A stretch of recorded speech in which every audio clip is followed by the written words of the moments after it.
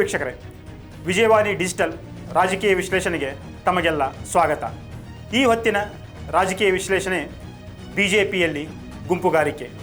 ಬಿಜೆಪಿಯಲ್ಲಿ ಗುಂಪುಗಾರಿಕೆ ದಿನೇ ದಿನೇ ಹೆಚ್ಚಾಗ್ತಾ ಇದೆ. ಬಿಜೆಪಿ ಒಂದು ಸಮರ್ಥ ಪ್ರತಿಪಕ್ಷವಾಗಿ ಆಡಳಿತಾರೂಢ ಕಾಂಗ್ರೆಸ್ಗೆ ಟಕ್ಕರ್ ಕೊಡುವಲ್ಲಿ ವಿಫಲವಾಗಿದೆ. ಅದಕ್ಕೆ ಪ್ರಮುಖ ಕಾರಣ ಬಿಜೆಪಿಯಲ್ಲಿನ ಆಂತರಿಕ ತಿಕ್ಕಾಟ. ಇದೇ ರೀತಿ ಮನೋಭಾವ ಮುಂದುವರೆದರೆ ಪಕ್ಷ ಸಂಘಟನೆ ಕಷ್ಟ. ಉಪಚುನಾವಣೆಯಲ್ಲಿ ಗೆದ್ದು ಬಿಗುತ್ತಿರುವ ಕಾಂಗ್ರೆಸ್ಗೆ ಮೂಗುದಾರ ಹಾಕುವುದು ಕಷ್ಟ. ವಕ್ಫ್ ಹೋರಾಟದಲ್ಲಿ ನಾನೊಂದು ತೀರ ನೀನೊಂದು ತೀರ. ರಾಜ್ಯ ನಾಯಕತ್ವಕ್ಕೆ ಸೆಡ್ಡು ಹೊಡೆದು ಪ್ರತ್ಯೇಕವಾದ ಹೋರಾಟ ನಡೆಸುತ್ತಿರುವ ಯತ್ನಾಳ್ಗೆ ಪರೋಕ್ಷವಾಗಿ ಹೈಕಮಾಂಡ್ ಮುಖಂಡರೊಬ್ಬರ ಬೆಂಬಲ. ಬಿಜೆಪಿಯಲ್ಲಿ ಹೆಚ್ಚಾದ ಆಂತರಿಕ ತಿಕ್ಕಾಟ. ಕೊನೆಗೂ ಮಧ್ಯಪ್ರವೇಶ ಮಾಡಿದ ಹೈಕಮಾಂಡ್. ಅದರಲ್ಲೂ ಮುಖ್ಯವಾಗಿ ಬಿಜೆಪಿ ರಾಜ್ಯಾಧ್ಯಕ್ಷ BY ವಿಜೇಂದ್ರ ವಿರುದ್ಧ ಬಿಜೆಪಿಯ ಹಿರಿಯ ಮುಖಂಡ ಬಸನಗೌಡ ಪಾಟೀಲ್ ಯತ್ನಾಳ್ ಅವರು ನಿರಂತರವಾಗಿ ವಿಜೇಂದ್ರ ಅವರ ಕಾರ್ಯವೈಖರಿ ಹಾಗೂ ಮಾಜಿ ಮುಖ್ಯಮಂತ್ರಿ BS ಯಡಿಯೂರಪ್ಪ ವಿರುದ್ಧ ನಿರಂತರವಾಗಿ ಟೀಕೆ ಟಿಪ್ಪಣಿಗಳನ್ನು ಮಾಡ್ತಾ ಬರ್ತಾ ಇದ್ದಾರೆ. ಇದರಿಂದಾಗಿ ಬಿಜೆಪಿ ಒಂದು ರೀತಿ ಒಡೆದ ಮನೆಯಂತಾಗಿದೆ. ಹಲವಾರು ಗುಂಪುಗಳಾಗಿವೆ. ಅದರಲ್ಲೂ ಪ್ರಮುಖವಾಗಿ ಒಂದು BY ವಿಜೇಂದ್ರ ಅವರ ಗುಂಪು, ಇನ್ನೊಂದು ಬಸನಗೌಡ ಪಾಟೀಲ್ ಯತ್ನಾಳ್ ಅವರ ಗುಂಪು. ಈ ಎರಡೂ ಗುಂಪುಗಳ ನಡುವೆ ಹೊಂದಾಣಿಕೆ ಹಾಗೂ ಸಮನ್ವಯತೆಯ ಕೊರತೆಯಿಂದಾಗಿ ಬಿಜೆಪಿ ಸಮರ್ಥವಾಗಿ ಕಾಂಗ್ರೆಸ್ ಪಕ್ಷವನ್ನು ಎದುರಿಸುವಲ್ಲಿ ಒಂದು ರೀತಿಯ ವೈಫಲ್ಯವನ್ನು ಕಂಡಿದೆ. ಮೂಡಾ ಹಗರಣ, ವಾಲ್ಮೀಕಿ ಹಗರಣ, ಅಬಕಾರಿ ಹಗರಣ ಹಾಗೂ ವಕ್ಫ್ ವಿವಾದ ಅಂತಹ ಪ್ರಮುಖ ವಿಷಯಗಳು ಇದ್ದರೂ ಕೂಡ ಈ ವಿಷಯಗಳನ್ನು ಇಟ್ಟುಕೊಂಡು ಜನರ ಮುಂದೆ ಹೋಗಿ ಸಮರ್ಥವಾಗಿ ಕಾಂಗ್ರೆಸ್ ವಿರುದ್ಧ ಹೋರಾಟ ಸಂಘಟಿಸುವಲ್ಲಿ ಬಿಜೆಪಿ ಒಂದು ರೀತಿಯ ವಿಫಲತೆಯನ್ನು ಕಂಡಿದೆ. ಇದಕ್ಕೆ ಪ್ರಮುಖ ಕಾರಣ ಬಿಜೆಪಿಯಲ್ಲಿನ ಭಿನ್ನಮತ ಹಾಗೂ ಅಪಸ್ವರ. ಅದರಲ್ಲೂ ಪ್ರಮುಖವಾಗಿ ಬಸನಗೌಡ ಪಾಟೀಲ್ ಯತ್ನಾಳ್ ಅವರು ವಕ್ಫ್ ಹೋರಾಟಕ್ಕೆ ಸಂಬಂಧಪಟ್ಟಂತೆ ತಾವೇ ಪ್ರತ್ಯೇಕವಾಗಿ ಒಂದು ತಂಡವನ್ನು ರಚಿಸಿಕೊಂಡು ಹೋರಾಟಕ್ಕೆ ಇಳಿದಿದ್ದಾರೆ. ಇದರಿಂದ ರಾಜ್ಯಾಧ್ಯಕ್ಷ BY ವಿಜೇಂದ್ರ ಅವರಿಗೆ ಒಂದು ರೀತಿಯ ಹಿನ್ನಡೆ ಉಂಟಾಗಿದೆ ಹಾಗೂ ಒಂದು ರೀತಿಯ ಮುಜುಗರ ಅವರಿಗೆ ಉಂಟಾಗಿದೆ.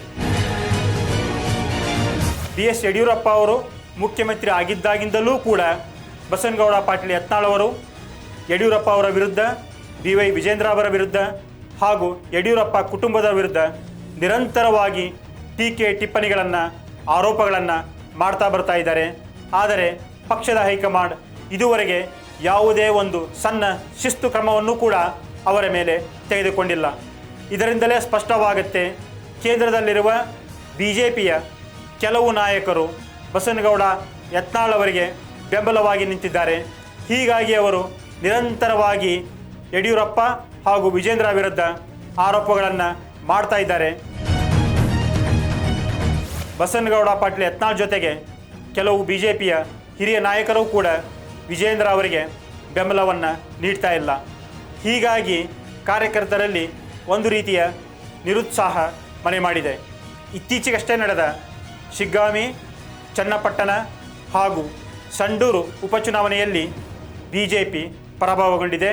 ಇದಕ್ಕೆ ಪ್ರಮುಖ ಕಾರಣ ಬಿಜೆಪಿಯಲ್ಲಿನ ಆಂತರಿಕ ಭಿನ್ನಮತ ಹಾಗೂ ಹಿರಿಯ ನಾಯಕರ ಅಸಹಕಾರ ಹಾಗೂ ಬಿಜೆಪಿಯೊಳಗಿನ ಒಳಏಟು ಕಾರಣ ಅನ್ನೋದನ್ನು ಯಾರೂ ಅಲ್ಲಗಳೆಯುವಂತಿಲ್ಲ. ಹೀಗಾಗಿ ಒಂದು ರೀತಿಯ ಆತ್ಮವಿಮರ್ಶೆಯ ಕಾಲ ಬಿಜೆಪಿಗೆ ಈಗ ಒದಗಿ ಬಂದಿದೆ.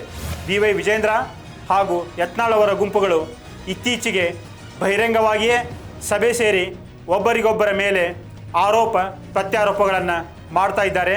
ಹೀಗಾಗಿ ಈಗ ಹೈಕಮಾಂಡ್ನ ಮಧ್ಯಪ್ರವೇಶ ಅನಿವಾರ್ಯವಾಗಿದೆ. ಇದೇ ರೀತಿಯ ಆಂತರಿಕ ಕಚ್ಚಾಟ ಮುಂದುವರಿದರೆ ಬಿಜೆಪಿ ಮತ್ತೆ ಅಧಿಕಾರಕ್ಕೆ ಬರುವುದು ಕನಸಿನ ಮಾತು ಅನ್ನುವ ಅಭಿಪ್ರಾಯ ಕಾರ್ಯಕರ್ತರು ಹಾಗೂ ಬಿಜೆಪಿಯ ನಿಷ್ಠಾವಂತ ನಾಯಕರಲ್ಲಿ ಕೇಳಿ ಬರ್ತಾ ಇದೆ. ಹೀಗಾಗಿ ಹೈಕಮಾಂಡ್ ಕೊನೆಗೂ ಮಧ್ಯಪ್ರವೇಶ ಮಾಡುವ ಕಾಲ ಕೂಡಿ ಬಂದಿದೆ. ಮುಂದಿನ ವಾರ ಬಿಜೆಪಿಯ ರಾಷ್ಟ್ರೀಯ ಪ್ರಧಾನ ಕಾರ್ಯದರ್ಶಿ ತರುಣ್ ಚುಗ್ ಅವರು ರಾಜ್ಯಕ್ಕೆ 2 ದಿನಗಳ ಭೇಟಿ ನೀಡಲಿದ್ದು BY ವಿಜೇಂದ್ರ ಬಸನಗೌಡ ಪಾಟೀಲ್ ಯತ್ನಾಳ್ ಹಾಗೂ ಹಿರಿಯ ಮುಖಂಡರನ್ನು ಭೇಟಿ ಮಾಡಿ ಅಭಿಪ್ರಾಯವನ್ನು ಸಂಗ್ರಹಿಸಲಿದ್ದಾರೆ.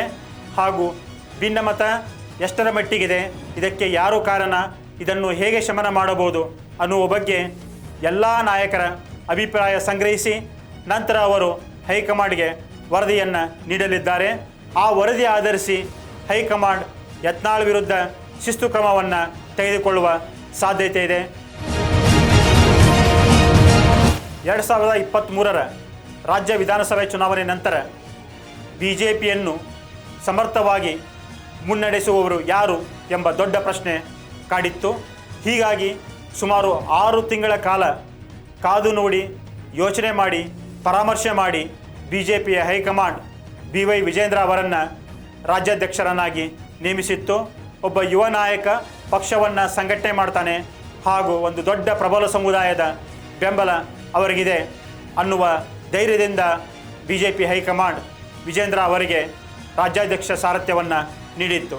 ಅವರೂ ಕೂಡ ಲೋಕಸಭೆ ಚುನಾವಣೆಯಲ್ಲಿ ತಮ್ಮ ಎಲ್ಲ ತಂತ್ರಗಾರಿಕೆಯನ್ನು ಪ್ರಯೋಗ ಮಾಡಿ BJP JDS ಮೈತ್ರಿಕೂಟ ಒಟ್ಟು 19 ಸ್ಥಾನಗಳನ್ನು ಗೆಲ್ಲುವ ರೀತಿಯಲ್ಲಿ ಪಕ್ಷವನ್ನು ಸಂಘಟನೆ ಮಾಡಿದರು.